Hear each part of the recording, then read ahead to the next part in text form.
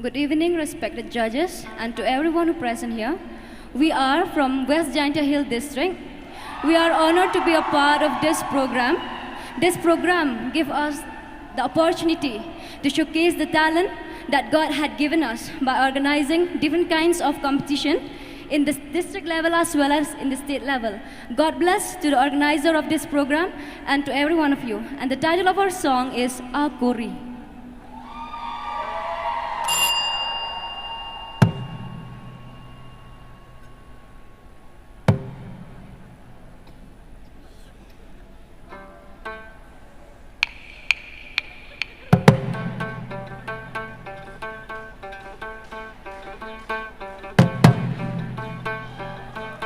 Kerjaan labnyat ya kun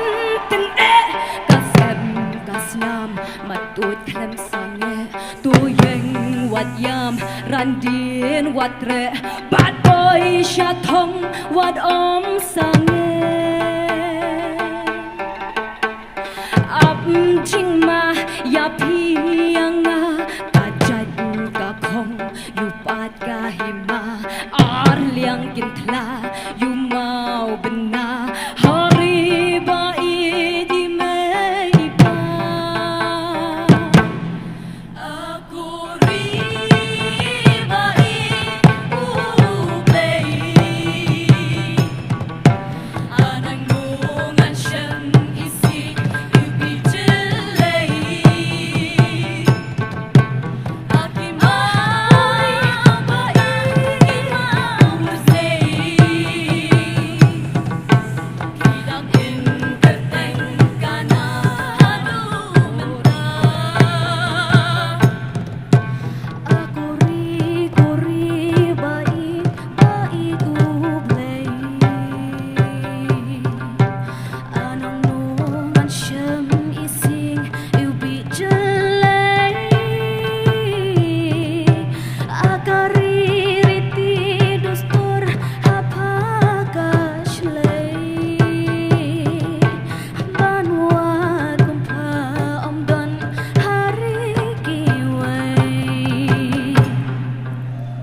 Riba ik ublei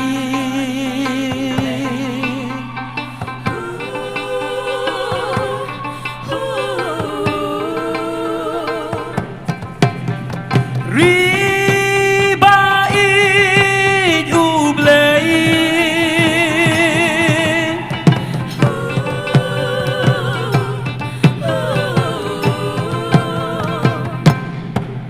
Woki klor kari kiai ne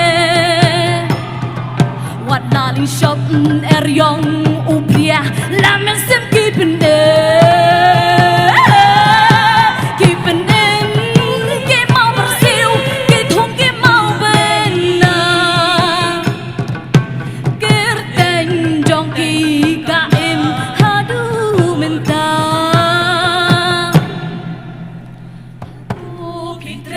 Bằng long kỳ nông tông trong nô re trong nô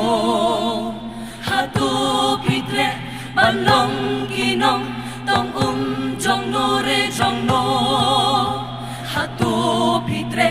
bằng long kỳ nông tông trong nô re trong nô